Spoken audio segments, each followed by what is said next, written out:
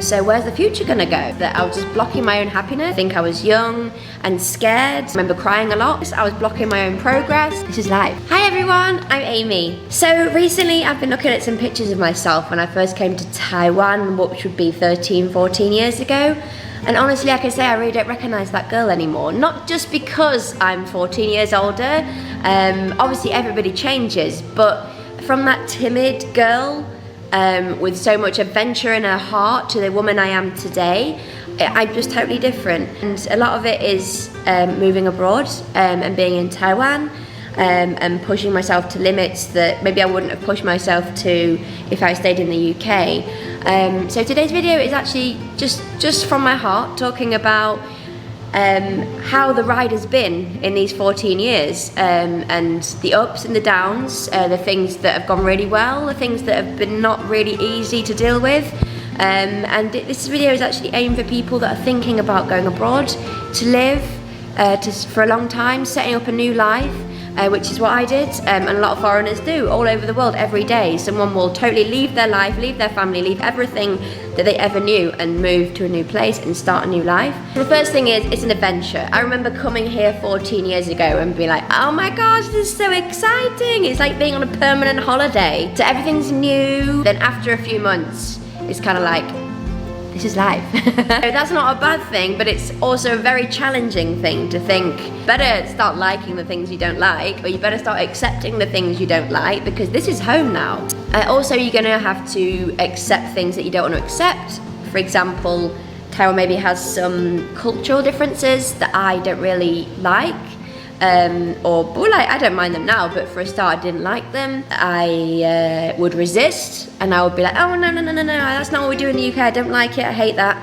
And that blocked my progress. That really blocked me from enjoying my life here, getting to know the real culture of Taiwan. But luckily I got out of that quickly and realised that I was just blocking my own happiness, I was blocking my own progress. I had to just be more open. And I'm gonna be honest, there was kind of a grieving process when you move abroad. And it's really strange to say, it didn't hit me until like a year into moving here. And I'm sure a lot of foreigners will tell you the same. You do go through a little bit of a grief. The fact that you know that, oh my gosh, I can't just see them all the time.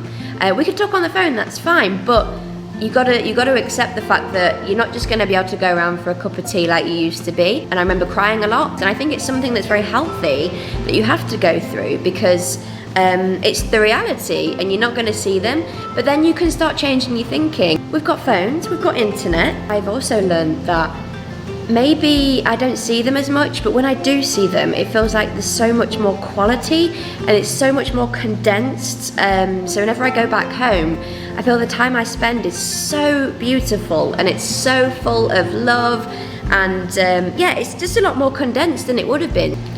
And the next thing is, you have two sets of families, you have two lives. It's really fortunate. I've got my Taiwanese family here that are amazing, and some absolutely amazing friends. I have my amazing, beautiful family back in the UK as well. It's double support, it's double love, it's double relationship. You also do realise friends and people are all the same all over the world. Sustain those relationships, and that's another thing as well. You have to make an effort. Living abroad, you don't see them every week like you used to, and then you kind of think, well, we're both busy, we don't speak on the phone, so relationships fizzle out. But also, there are some relationships that I've kept and I make an effort to keep. But the next thing, it totally opens your mind. It opens your mind. Crazy. I mean, you see different things. For a start, like, you see things and you're like, oh my gosh, this is so different. You become more acceptable to new situations, new things. You become more open. So don't resist it. I resisted it a bit in the beginning because I think I was young and scared. So I kind of resisted a lot of things. But I think being here and being older and wiser, I noticed that embracing the situation is just so much more fun. Next thing is, you're going to feel uncertain about your future, which has been something that played on my mind for the first few years in Taiwan. So where's the future going to go? I don't want to put all my eggs in the Taiwan basket if I'm going to go back to the UK, but I don't want to put all my eggs in the UK basket if I want to stay in Taiwan. So it was kind of like going in this limbo, and I think it's important to just make a decision. You might change that in 10 years, but I think it's important at the moment to have like a decision.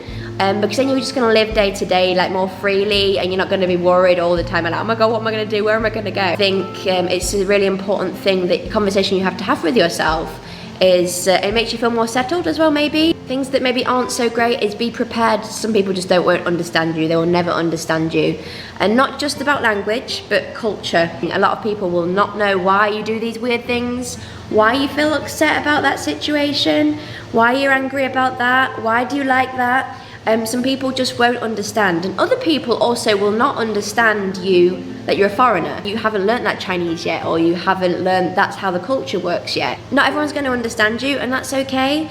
Obviously the world is like that anyway, but it's okay. You know, you're from a different culture, and be gentle with yourself sometimes. Don't beat yourself up if you don't learn all the Chinese, or you don't understand, or you really feel that you can't accept why they do that.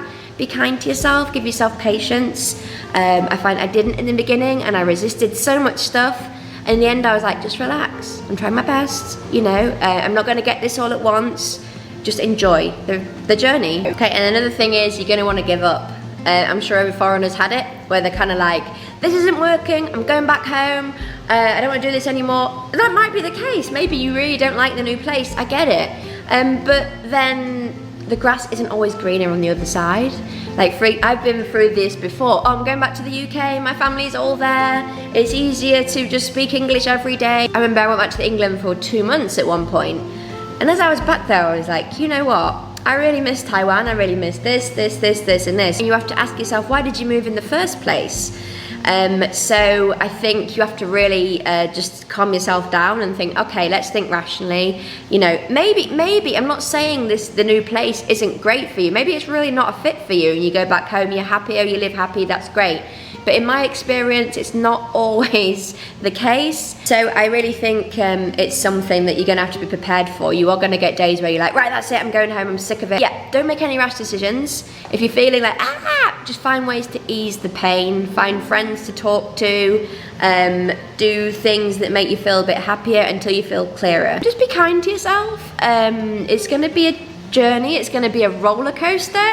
It's going to be crazy at times, it's going to be fun at times, it's going to be horrible at times.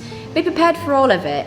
But when the times get rough, just also have your plans. For example, have you got a good set of friends you can talk to, either back home or in the new country? Have you got things that make you feel happy, your favourite funny movie, or your favourite coffee shop you can go and just read a book and chill out and think things over? You have to have these things in place, because you are going to get days where you miss home and your heart hurts because you're just like, oh my god, my best friend's getting married, I can't go back home, maybe I can't afford it, and all this kind of stuff. You're going to have to be prepared for these kind of things, to try and search your soul to look for the good things. And that's not just being all naive. You really do have to search for the positives and look what you do have as opposed to what you don't have. It's so easy to complain, it's so easy to say, oh, I don't like this, I don't like this, but when you do that, you're blocking your happiness and you're blocking like your most amazing experiences. So you have to kind of surrender and be like, okay, I'm just gonna go with this. People say to me, would you do it again? At the beginning I would say no, because I was young, but now I would say yes, because I feel it's changed me in a way that I would not have changed if I'd stayed in the UK. It's opened me up to so much more of the world, and I would never have seen that if I'd stayed in the UK. And I'm so blessed that I took it, and I'm so blessed that I went through the hardships, the hard days, the sad days, the angry days, to get to this place. So yeah, for me, I'm so happy I did it, but you guys can share what you feel. So thank you so much for watching today's video. I really hope you enjoyed it. If you liked it, please like and subscribe. Hit the bell, so every time I have a new video you can get the notification.